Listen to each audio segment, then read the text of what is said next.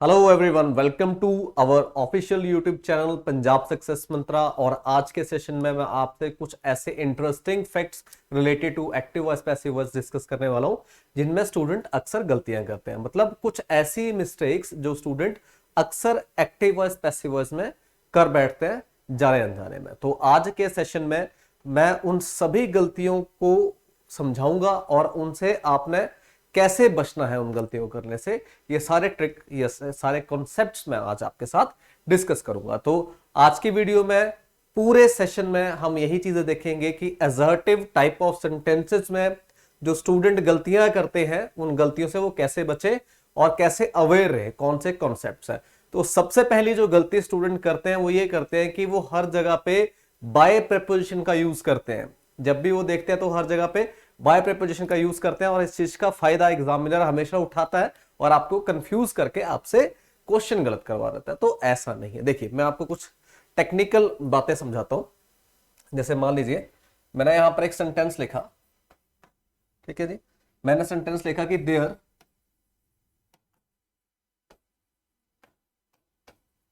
Hospitality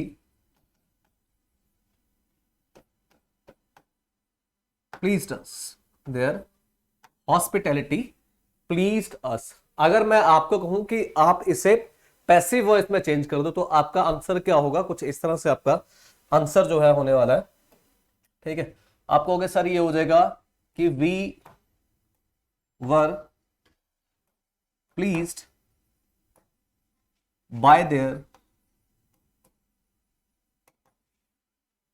hospitality.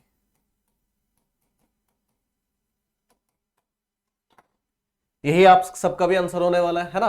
तो यही मैं आपको समझाना चाह रहा हूं कि हर जगह पे आपको बाय नहीं लगाना होता, ठीक है।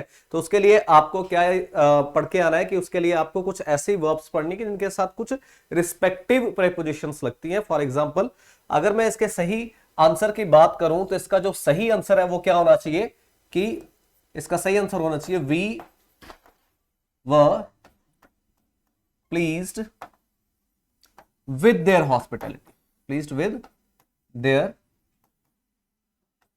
Hospitality, we were pleased with their hospitality, ठीक है। ये इसका राइट आंसर होना चाहिए। हर जगह आपने बाय बाय नहीं लगाना।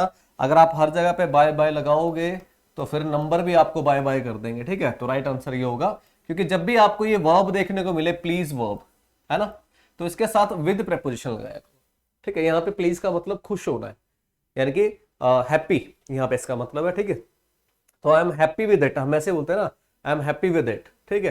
तो वैसे ही प्लीज का मतलब भी यहाँ पर हैप्पी है, और जब प्लीज का मतलब हैप्पी हो तो उसके साथ आप क्या करा करो? विद प्रेपोजिशन का यूज करा करो, बाय प्रेपोजिशन आपको यूज नहीं करनी है। आई बात समझ में?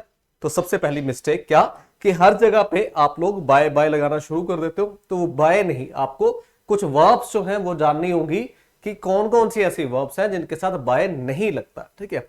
और मैं आपको एक चीज और समझाता हूं कि एक, अगर मैं इसको एक पॉइंट में पकड़ना चाहूं इसको, तो आप ऐसे समझिए कि जब भी कोई एक्शन डूअर होता है ना, करने वाला, तो डूअर के साथ प्रेपोजिशन बाय लगाया करो।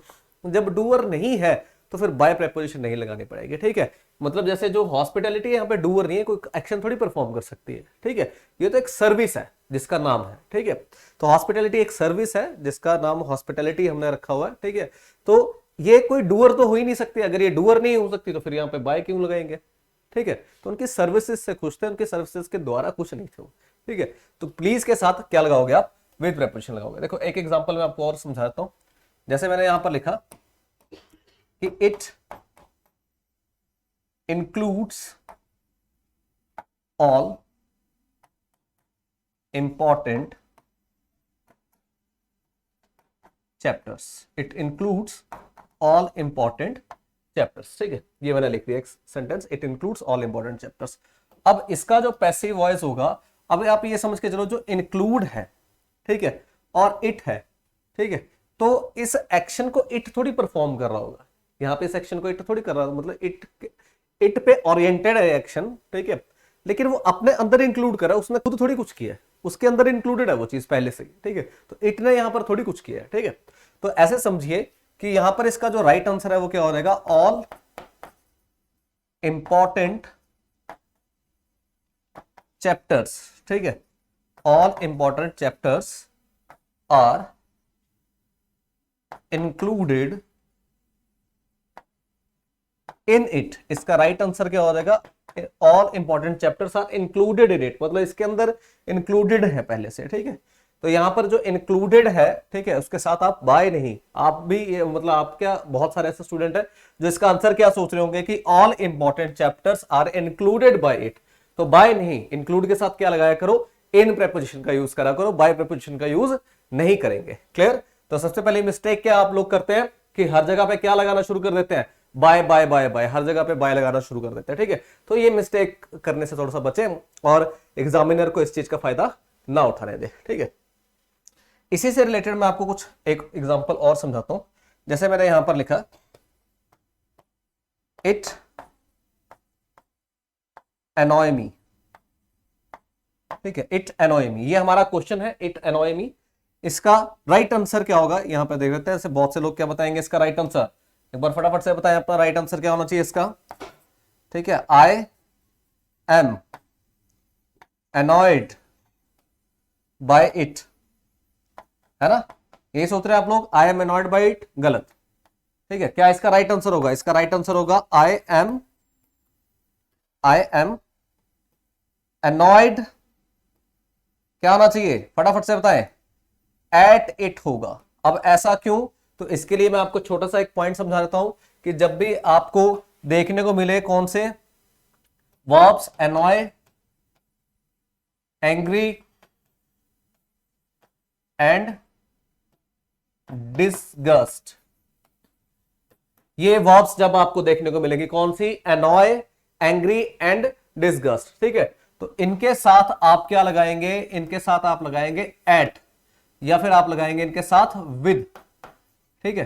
अब एट और विद, कब क्या डिफरेंस रहेगा, एट तब होगा जब किसी थिंग की बात की जाएगी, और जब किसी पर्सन की बात की जाएगी तो फिर क्या हो जाएगा, फिर आप विद लगा देंगे। जब भी किसकी बात की जाएगी, किसी पर्सन की बात की जाएगी, तो आप उसमें विद लगा देंगे। क्लियर है जी ये बात, चलिए बहुत अच्छे। तो नेक्स्ट क्वेश्चन देखते हो। नेक्स्ट क्वेश्चन क्या है आपका, ही annoys me, he annoys me। अब ये जो आपका क्वेश्चन है he annoys me, अब इसमें अगर मैं जब भी इसको चेंज करूंगा तो किस तरह से चेंज होगा, ये कि जो I है वो आगे आ जाएगा, ठीक है, I am annoyed, है ना, जो पहले लिखा था। लेकिन अब इसके बाद वर्ब के बाद यहां पर कोई पर्सन होगा, है ना, जैसे कि इस वर्ब के बाद यहां पर क्या था, यहां पर कोई थिंग थी, और यहां पर क्या हो जाएगा, कोई पर्सन होगा। इस वर्ब के बाद यहां पर कोई पर्सन होगा। अगर इसके बाद कोई पर्सन होगा तो क्या हो जाएगा, आई एम एनॉयड, वेरी गुड, क्या आ जाएगा, with him, I am annoyed with him, ये इसका राइट आंसर होगा। क्लियर। तो इस चीज का आप ध्यान रखेंगे कि जब भी ये वर्ब्स आपको दिखे, एनॉय, एंग्री, डिसगस्ट, तो एट या विद ये लगाएंगे। और एट या विद का डिफरेंस मैं आपको ऑलरेडी समझा चुका हूं। और यहां पर अगर वर्ब प्लीज है और जिसका मतलब हैप्पी अगर है तो उसके साथ विद लगाए, इंक्लूड वर्ब है तो उसके साथ इन लगाए, ठीक है, इंक्लूड के साथ आप इन लगाएंगे। और ये इंक्लूड वाला क्वेश्चन ना बहुत बार आता है, बहुत बार, ठीक है। अब चलिए, अब अपने नेक्स्ट कॉन्सेप्ट की तरफ बढ़ते हैं और देखते हैं क्या कि और कैसी गलतियां आप लोग कर सकते हैं। देखिए, ये क्वेश्चन एग्जाम में बहुत बार आया, इस क्वेश्चन को समझ लो क्योंकि ये आगे भी आपको आने वाले एग्जाम्स में कहीं ना कहीं दिख जाएगा क्वेश्चन, ठीक है। तो ये क्वेश्चन बड़ा, मतलब जिसको कह सकते हैं कि फ्रीक्वेंटली रिपीट होता है ये क्वेश्चन, तो इंपॉर्टेंट भी रहेगा और यहां से कॉन्सेप्ट भी हम सीख जाएंगे जो गलतियां आप नहीं करोगे एग्जाम में जाकर। तो देखिए क्वेश्चन क्या था, क्वेश्चन था कि पीपल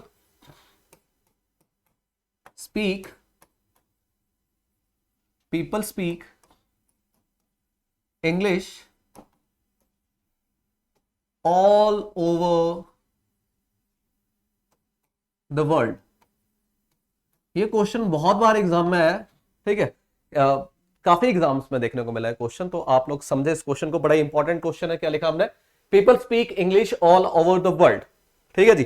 तो अब इसका आंसर क्या करके आते हैं स्टूडेंट, मैं आपको समझा देता हूं, क्योंकि अब तो पीपल यहां पे डू रहा है, हाँ जी बिल्कुल जी, ये तो एक्शन परफॉर्म कर रहा होगा, ठीक है। तो क्या होना चाहिए था, बच्चे बड़े उटक पटांग से आंसर भी देते हैं इसके, जैसे कई बार बोलते हैं कि all over the world English is spoken by people, ठीक है, या फिर इसका आंसर देता है क्या, English is spoken by the people all over the world, ऐसा कुछ उटक पटांग से आंसर, ठीक है। तो इसका राइट आंसर मैं आपको बता देता हूं क्या आता है। अब यहाँ पे ऑल ओवर द वर्ल्ड जो लिखा है ना, ठीक है, ये आपका एडवर्बल फ्रेज है। ये जो ऑल ओवर द वर्ल्ड लिखा है ये आपका क्या है, एडवर्बल फ्रेज है, क्योंकि ये किसका रिप्लाई है, वेयर का रिप्लाई है। तो वेयर के रिप्लाई ना एडवर्बल फ्रेज होते हैं, ठीक है। तो एडवर्ब्स को ना जैसे लिखे हुए उसको एंड में रहने दो। अब यहां पर क्या है कि पीपल सब्जेक्ट है, वर्ब ऑब्जेक्ट है, और सॉरी स्पीक वर्ब है, और इंग्लिश ऑब्जेक्ट है। तो जाहिर सी बात है कि इंग्लिश अगर ऑब्जेक्ट है तो पैसिव वॉइस में अगर क्या बन जाएगा, वो सब्जेक्ट बन जाएगा, ठीक है। तो इसको सब्जेक्ट बनाओ और यहां पर क्या लिखेंगे हम, इंग्लिश। उसके बाद क्या लिखेंगे, इंग्लिश इज स्पोकन, है ना, इंग्लिश इज स्पोकन। अब आप इसके बाद क्या लिखना चाहेंगे, आप लिखना चाहेंगे बाय पीपल, लेकिन ये लिखने की आपको जरूरत नहीं है। इसके कायदे से तो यही बनता है कि बाय पीपल आना चाहिए, लेकिन इसको लिखने की आपको जरूरत नहीं है। जरूरत क्यों नहीं है आपको, क्योंकि ये ऑलरेडी अंडरस्टूड है कि जो इंग्लिश बोलेंगे वो लोग ही तो बोलेंगे, जानवर थोड़ी इंग्लिश बोलने वाले हैं यहां पर, ठीक है। तो ये ऑलरेडी अंडरस्टूड है। तो things which are already understood should not be mentioned in passive voice. जब भी कोई भी ऐसा कॉन्सेप्ट जो ऑलरेडी अंडरस्टूड है उसको आप पैसिव वॉइस पे ऐड नहीं करते एज अ डूअर, ठीक है।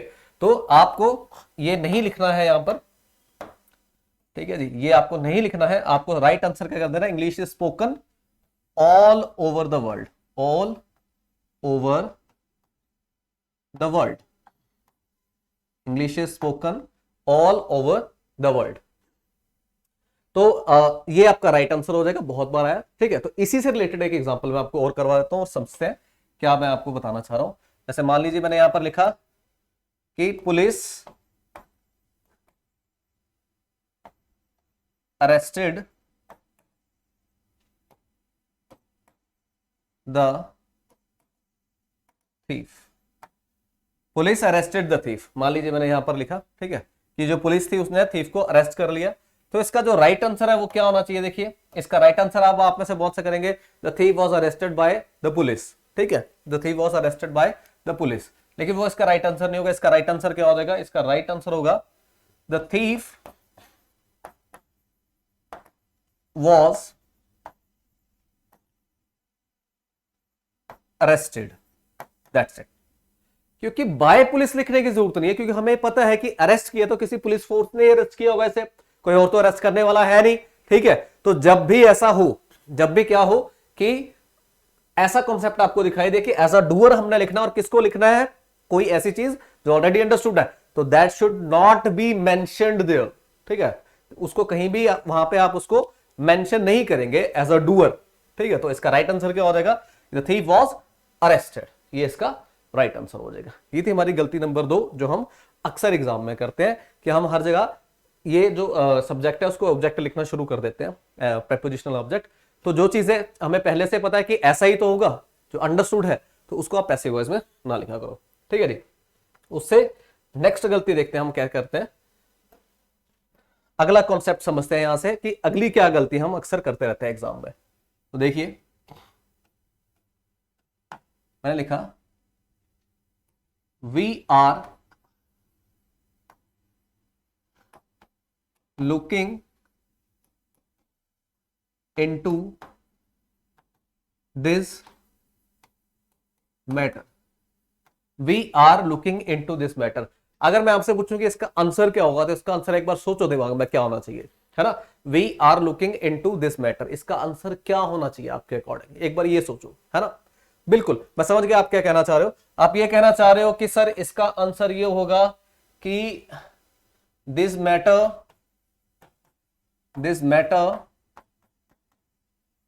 इज लुक्ड बाय अस, यही सोच रहे थे आप लोग कि this matter is looked by us, ठीक है। हाँ बिल्कुल ऐसा ही होना चाहिए था, लेकिन यहां पे एक चीज समझेंगे आप लोग कि ये जो लुक इनटू है, ठीक है, ये एक पूरी फ्रेजल वर्ब है। ये जो लुक इनटू है ये पूरी क्या है, एक फ्रेजल वर्ब है। फ्रेजल वर्ब का मतलब क्या हुआ, फ्रेजल वर्ब का मतलब यहां पर ये निकल के आता है कि ये एक ऐसी वर्ब है जो एक से ज्यादा वर्ड से मिलकर बनी है, ठीक है। आप इसमें ये नहीं सोचेंगे कि ये जो लुकिंग जो है ये वर्ब है और इनटू इसका पार्ट नहीं है।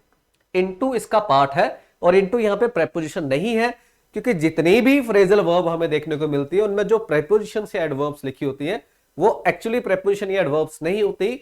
अगर वो फ्रेजल वर्ब में लिखी गई है ना, तो वो जो प्रेपोजिशन है वो अपना नाम चेंज कर देती है, यानी कि काम चेंज कर देती है।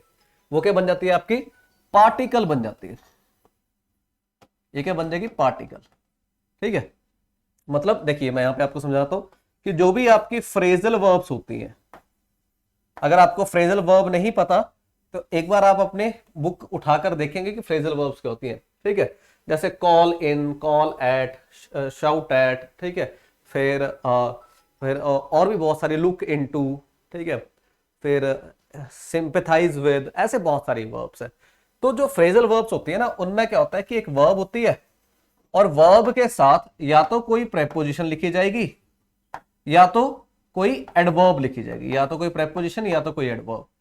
अब जब भी फ्रेजल वर्ब में वर्ब के साथ प्रेपोजिशन या फिर एडवर्ब लिखी जाए, तो ये जो प्रेपोजिशन या एडवर्ब होती है ना, ये जो प्रेपोजिशन या एडवर्ब होती है, ये क्या बन जाती है? ये बन जाती है पार्टिकल। क्या बन जाती है? ये पार्टिकल। ठीक है, जो भी प्रेपोजिशन है या जो एडवर्ब है वो क्या बन जाएगी? आपकी पार्टिकल बन जाएगी। तो अब ये जो पूरी है ना, ये जो पूरा पार्ट है, ये जो पूरा पार्ट है, ठीक है, इसको क्या बोलते हैं? हम इसको बोलते हैं फ्रेजल वर्ब, और ये एक वर्ब होती है। ठीक है, अब अगर मैं इसको प्रेपोजिशन समझने लग जाऊंगा तो ये फिर काम खत्म हो जाएगा फिर, क्योंकि प्रेपोजिशन तो फिर इंट्रांजिटिव वर्ब के बाद आते हैं। तो ये इंट्रांजिटिव वर्ब है तो इसका फिर पैसिव वॉइस वो नहीं होना चाहिए था, पॉसिबल ही नहीं होना चाहिए था। ठीक है, क्योंकि जितने भी इंट्रांजिटिव वर्ब्स होते हैं उनके पैसिव वॉइस होते नहीं है। इंट्रांजिटिव वर्ब्स अगर आपको नहीं पता, ठीक है, तो ऐसी वर्ब्स जिनके बाद नाउन या प्रोनाउन डायरेक्ट नहीं लिखे होते हैं, जिनके बाद कोई प्रेपोजिशन या कोई एडवर्ब्स लिखी होती है, होती है इंट्रांजिटिव वर्ब्स। ठीक है, और उनका पैसिव वॉइस करना संभव नहीं है, पॉसिबल नहीं है। क्लियर? तो यहां से समझिए कि ये जो फ्रेजल वर्ब है ना, जब ये पैसिव वॉइस में जाएगी, ये जो फ्रेजल वर्ब है जब ये पैसिव वॉइस में जाएगी तो ये एज इट इज रहेगी, मतलब इसके साथ जो इसका पार्टिकल लिखा गया वो इसके साथ ही लिखा जाएगा। सिर्फ वर्ब ये जो लुकिंग है ये थर्ड फॉर्म में जाएगी, लेकिन इसके साथ जो इसका पार्टिकल लिखा गया है इनटू, ठीक है, वो इसके साथ ही रहेगा क्योंकि वो इसका पार्ट है। ठीक है, वो इसका पार्ट है, इसके बिना ये फ्रेजल वर्ब बन ही नहीं पाएगी। लुक इनटू का मतलब होता है इन्वेस्टिगेट करना। ठीक है, तो यहां पर इसका जो राइट आंसर है वो क्या हो जाएगा? ये इसका राइट आंसर नहीं होगा, इसको हम इसका राइट आंसर नहीं कहेंगे। इसका राइट आंसर होगा क्या? इसका राइट आंसर होगा this matter is being looked into by us. This matter is being looked into by us. अब बहुत से स्टूडेंट ऐसा सोच रहे होंगे कि सर दो प्रेपोजिशन तो नहीं आती कभी भी। तो बच्चे आप ये बात समझ लो, जो जो ऐसा समझ रहे हैं कि ये दो प्रेपोजिशंस नहीं है। ठीक है, ये जो है ये पार्टिकल है, ये जो है ये पार्टिकल है, और यहां पर जो बाय लिखी है ये है प्रेपोजिशन। ये पार्टिकल है और ये जो बाय लिखा है ये क्या है? ये है प्रेपोजिशन। ठीक है, तो इन गलतियों से भी बचें करने से कि फ्रेजल वर्ब। अब आप कहेंगे हमें कैसे पता लगेगा फ्रेजल वर्ब है? तो वो आपको याद करनी पड़ेंगी। आपकी बुक में बहुत सारी फ्रेजल वर्ब दी होती हैं और आप उनको पढ़ के समझ के याद करके उन चीजों को अपने दिमाग में रखेंगे। क्लियर है बात? चलिए गुड। उससे अगला इसी पे बेस्ड एक क्वेश्चन मैं आपको और करवा देता हूं। ठीक है, मैंने यहां पर लिखा ही विल नॉट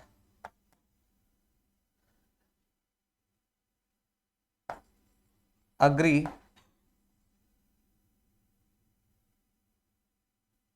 यहां पर इसको क्वेश्चन को थोड़ा सा चेंज करते हैं। ये क्वेश्चन जो मैं अभी लिखने जा रहा हूं ये भी एक इंपॉर्टेंट क्वेश्चन है जो एग्जाम में आता रहता है। ठीक है, मैं लिखा दे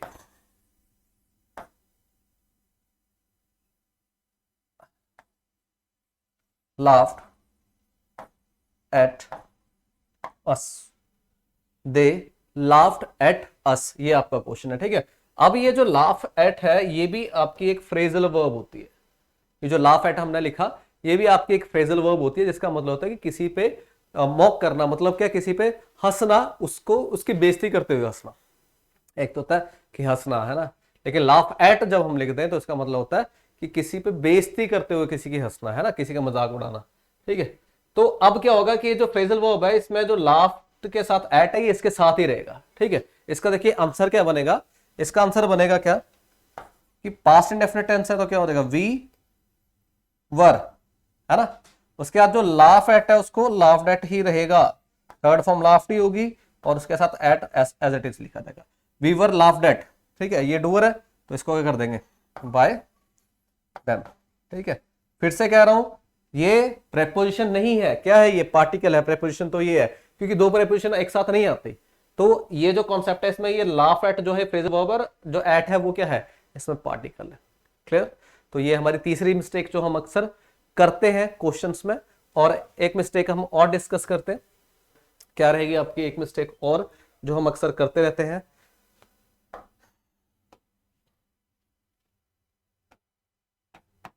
देखिए जैसे मैंने यहां पर लिखा कि someone has picked his pocket, someone has picked his pocket, pocket सही लिखा गया है, एक बार दोबारा से लिख देते हैं pocket, someone has picked his pocket.